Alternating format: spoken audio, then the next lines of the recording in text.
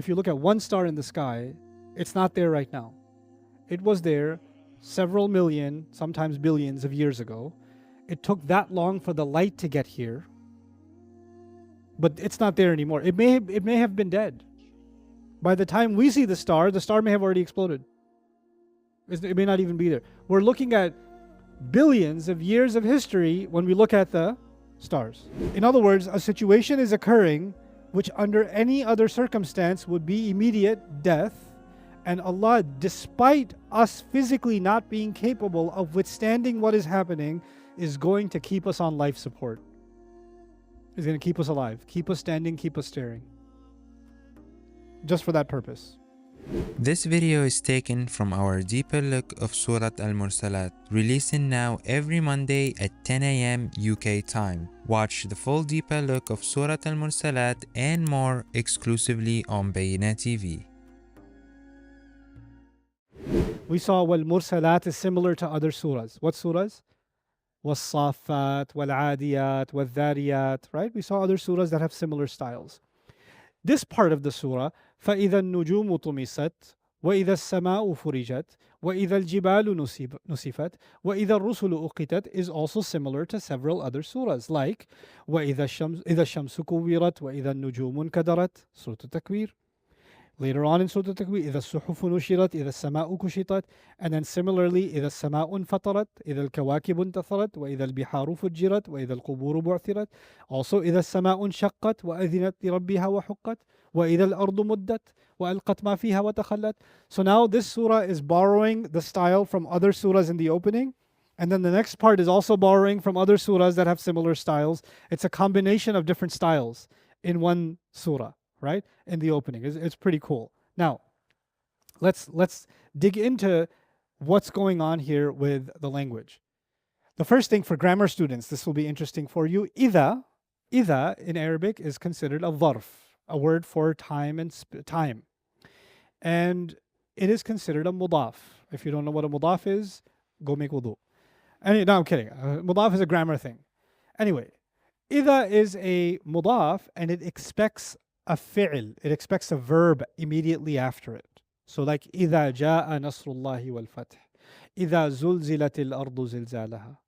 Okay, so you have إِذَا, and then after إِذَا you expect a verb, a fi'l. But if you look at the surah and these ayat, you don't see a fi'l. You don't see فَإِذَا طُمِسَتِ النُّجُومُ. What do you see? إِذَا النُّجُومُ طُمِسَت. So this breaks the expectation of the Arab ear, because the Arab ear wants to hear after إِذَا a verb, but now it's hearing a noun. Now here's the problem. The problem is there is a verb. Where's the verb? After. But if it's after, the challenge in Arabic is, if you mention an-nujum first, then an-nujum cannot be the fa'il of tumisat. Because the fa'il has to come afterwards. It cannot come before. So if you say, well, إِذَا is playing a role with tumisat, you cannot use tumisat because nujum is before it. Because then you say, what's the fa'il of tumisat? It's nujum, but it's not nujum because nujum is before. And the way the Arabs understood this, please take my mouse somewhere I can't hear him. Because then I want to stop lecturing and go play with him. Okay, so the way the Arab mind understood this is, what you're saying is, listen carefully, إِذَا طُمِسَتِ النُّجُومُ طُمِسَتْ. إِذَا طُمِسَتْ النُّجُومُ طُمِسَتْ. When the stars are smudged, I tell you. 2 times. وَإِذَا السَّمَاءُ فُرِجَتْ. When the sky is torn open. Automatically the Arab ear back in the day would understand this was said twice. This wasn't said once. It's said, there's an echo. That and that again. Twice. So إِذَا طُمِسَتِ النُّجُومُ طُمِسَت is the i'rab actually of this. There's a fi'il mahdhuf and that's طُمِسَت. And then it's being repeated. The second one is not compensated for by the first one. Okay? So now I won't go too deep into the word najm. It's just simply we can use the meaning of the word stars here. But we should look into طُمِسَت. طَمَسْتُ الْأَثَرْ وَالطَّرِيقِ. When you walk if you walk on a place that's not like concrete, right? And there's grass, and you keep walking on it, it becomes a path, right? But imagine people stopped using it for a while. What happens to the grass? It comes back. And now you can't tell where the path was, right? When it loses its original markings and you can't tell where it was anymore, or the dirt came and sand came and covered it up and all that stuff, then that place has experienced tamas. This is why tamasa is used for darasa. Darasa also to smudge or to wipe clean. Wamha atharahu. So to remove the effect of something. طمس النجم والقمر ذهب ضوءه. Najm wal qamar, when the moon and the star and the moon are experiencing tamas, when their light is getting smudged. When you look at something, look at the stars through a dirty glass or something, and your view gets smudged, or if your windshield isn't clean and you're looking at the traffic light and it looks smudged, this is your view is matmus. So al-matmus al-a'ma alladhi la yabinu harfu jafni aynihi fala yura shufra aynayhi. When a person goes blind and you can't see their pupils, it's all white. Their eye got smudged. They're called matmus. إذا النجوم طمست, when the stars start losing their light, the stars start getting smudged. It's as if the stars are getting erased.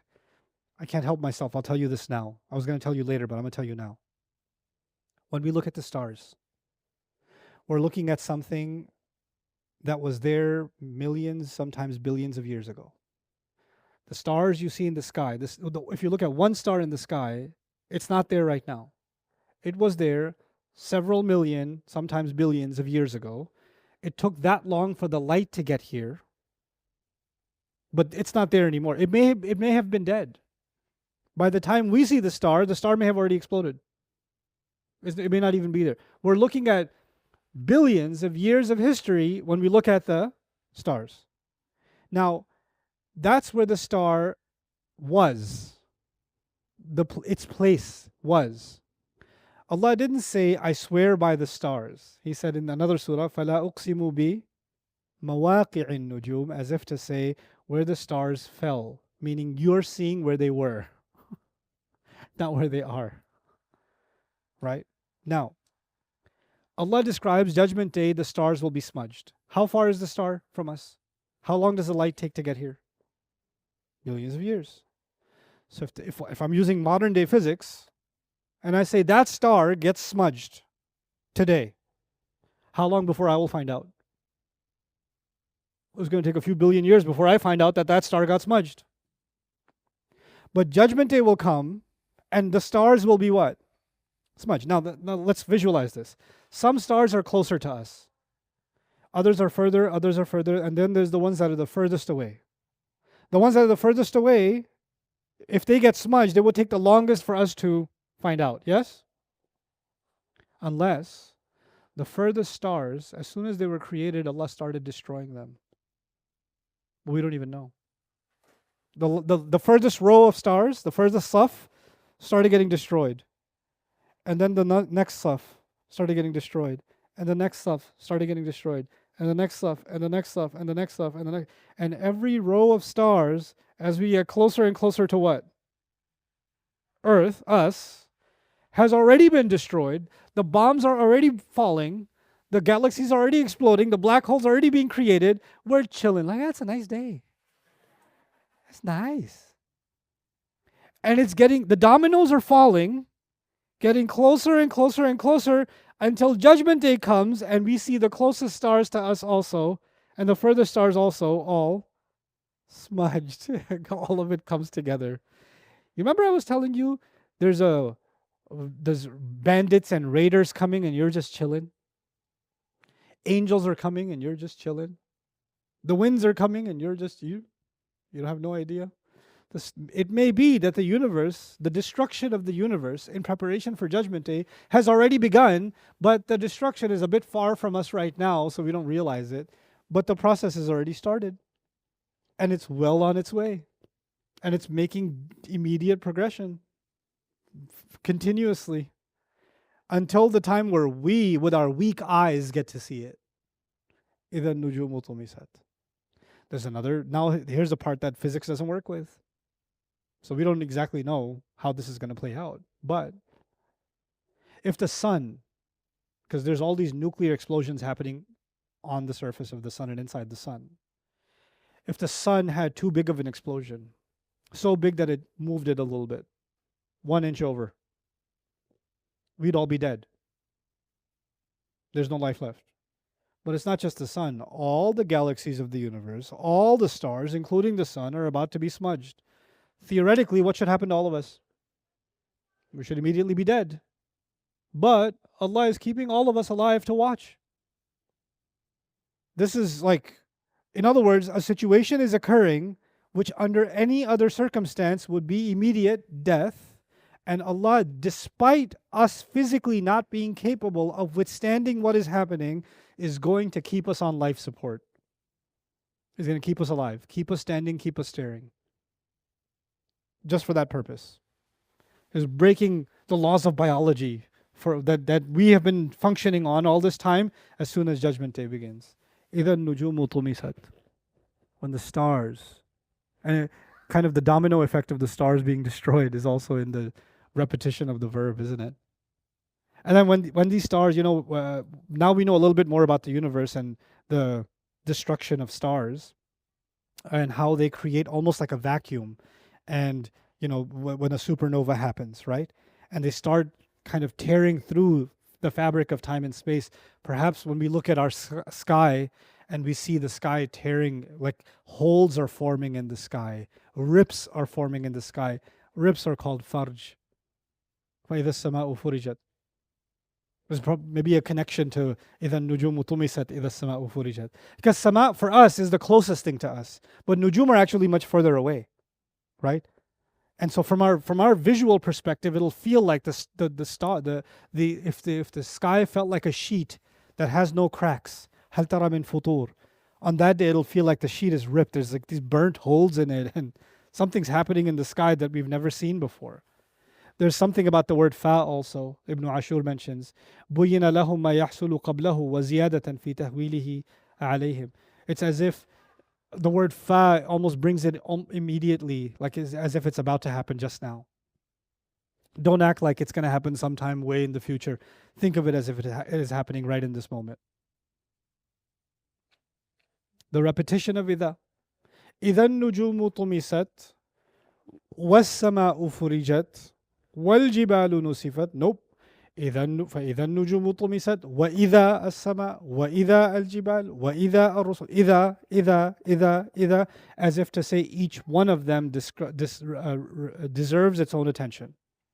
Every one of those is a major event. Every one of them is its own story. The word farj is used when you have a crack in the door or when you have a gap in the prayer. Farjus salah is actually when there's, some people, they like their social distancing even after COVID in salah. Some people are too close. You notice that? Some people are just too close. And sometimes I'm praying, I can't even stand straight. The guy he keeps leaning in. I'm like the Leaning Tower of Pisa making salah. Like, and some people are like way out there. That's a farj in the salah. Farjul wad, the opening in a valley. Farjul jabal, meaning a cave, an opening. So the word furijat means tears and openings. And this is the word that's being used to describe the sky. The sky we think of as an open vacuum, but when physics no longer works the way that we are used to seeing it work, we're going to see something in the sky we've never seen before. And these tears, there's a difference between fath and farj. So in this surah you see, إِذَا السَّمَاءُ فُرِجَتْ. In the next surah you're going to see, وَفُتِحَتِ السَّمَاء, right? فَكَانَتْ أَبْوَابًا, as if they're doors. There's a difference. Farjul bab is when you break through the door. You ever seen because you guys don't watch movies, so they have SWAT teams, they have that baton, that metal thing, and they come and they ram the door, right? They're doing farj of the door when they break the lock. They're breaking through. That's farj. But if you open the door, that's what? Fath. So furijat is-sama, or إِذَا السَّمَاءُ فُرِجَتْ, is more violent. And futihat is-sama is more formal. I would argue, Allahu A'lam, the first phase is in this surah. The explosions, the tearing of the sky. That's in this surah. In the next surah, there's order. After the bombs and the destruction of the stars and all the chaos and all that stuff, what's going to happen? Angels are going to come down. The heavenly order is descending. And they will now open the door, open the skies like doors are being opened to let the conquering army enter the city. Right? So, وَالْمَلَكُ عَلَى أَرْجَائِهَا, for example, in the Quran. That the throne of the king is being brought for judgment. And the angel, يَحْمِلُ عَرْشَ رَبِّكَ فَوْقَهُمْ يَوْمَئِذٍ ثَمَانِيَةٌ. Right? The 8 angels or 8 legions of angels or 8 battalions of angels are carrying this throne down for judgment to begin, and by that time order has been brought. So there's episodes on Judgment Day. There's an episode of chaos that's being described in this surah. Then there's the episode of order that's being described in the next surah. Anyway, so that's a little bit about Farj and Fath that I think is worthy of notice. Yeah, I already talked about that. Okay. وَإِذَا الْجِبَالُ نُسِفَتْ. And the same thing. إِذَا نُسِفَتِ الْجِبَالُ نُسِفَتْ. It's the same reading. When mountains, they're going to experience nasf. So what's nasf? Nasf is, burnt rock that gets these little tiny holes in it and these kind of pockets in it that you might find near, volcanic ash or sometimes near some beaches and things like that. They're called nisfa. Okay? And naqatun nasuf tansifu turab fi adwiha, when a camel rips out the soil by the way that it's putting its feet down, that's called a naqa, that's nasuf, meaning a camel that's nasuf. Nasafat al-rih al-turab an wajh al-ard, when the wind blows the it's almost like the wind was digging the soil. Because the way the wind was moving, it was plucking the soil up. It's doing nasf. It's ripping something out. In Texas, in our Bayina campus, there was on the rooftop. I wanted to build some kind of a cover. So because it's so hot in Texas, if you ever want to do something on the rooftop, then you can't. So I wanted to put something up there, and the structural engineer said you can't do it. I was like, it's the 4th floor. You could do it. What's the problem? Because you don't understand the winds in Texas. It doesn't matter how hard we bolt it down, nail it, concrete it, it's gonna rip right through. The winds get underneath it and just pick it up. Even if it's a concrete structure, a wooden structure, a metal structure, it's gonna tear right through it, right? So that's what the nasfur riyah means. It's qala', actually, it's pulling something out. So nasaf al-ba'ir al-kala iqtala'ahu bi aslihi, when animals eat grass and they don't bite it off, they bite it enough to pull it out of the ground. That's actually when the animals are doing nasf. Nasaf al-ta'am gharbalahu. Anybody know what a ghirbal is? A ghirbal is like the thing, right? The thing. Okay. The thing is, there's this thing, it's got these holes in it, and you put rice in it, and then the pebbles come down, and the rice stays on top, and you sift. It's a sifter, right? That's called a ghirbal. What do you guys call it? A siever? Sieve, yeah, one of those things. The thing, I call it the thing. Okay. So because it's pulling things out, the impurities out, that's actually why it's called a minsafa. That term is minsafa. Okay. So a nisfa, these are all the examples I already gave you. So the word وَنُسِفَتِ الْجِبَالُ nusifat actually means that the mountains are going to be plucked out. Like something is so strong that it's even pulling the mountains out. This takes us back to the imagery of the winds. When winds are strong enough, they can pull trees out of the ground. Right? So that's a phenomenon we're familiar with. And when winds are strong enough, they can blow homes away, pull them out of the ground and lift them away. Right? Judgment Day is coming. Something is going to happen that's even so much stronger than the winds that even mountains are going to get plucked out. And then the mountains are going to start moving. Suyiratil jibal. They're going to start moving around like they're nothing, like they're rolling around. Fakanat saraba, as if they're a mirage. Like, why are they moving? Well, for the mountains to move in the next surah, was suyiratil jibalu fakanat saraba in the next surah. For mountains to move, they can't be settled. So this surah tells you they're taken out, they're uprooted, and the next surah tells you they're moving. So you see how there's a continuity between the two. Right? By the way, in the Quran, another place in the Quran, يَسْأَلُونَكَ عَنِ الْجِبَالِ فَقُلْ يَنْسِفُهَا رَبِّي نَسْفًا. Allah will make them move. Then, after He makes them move, دُكَّتِ الْأَرْضُ دَكًّا دَكًّا. They're going to be uprooted, then beat down, then crushed. So there's multiple events happening on Judgment Day, and we're just getting to the beginning of it. The question is, why are these ayat in the passive form so far? Meaning, Allah says, when the stars are smudged. Allah didn't say who smudges them. When the skies are ripped, not who rips them. When the mountains are plucked, not who plucks them. It's as if Allah is continuing the mystery that started. Because the threat that was given, إِنَّمَا تُوعَدُونَ لَوَاقِعٌ, the threat that was given, you need to know who's the one threatening me. Allah didn't mention the doer.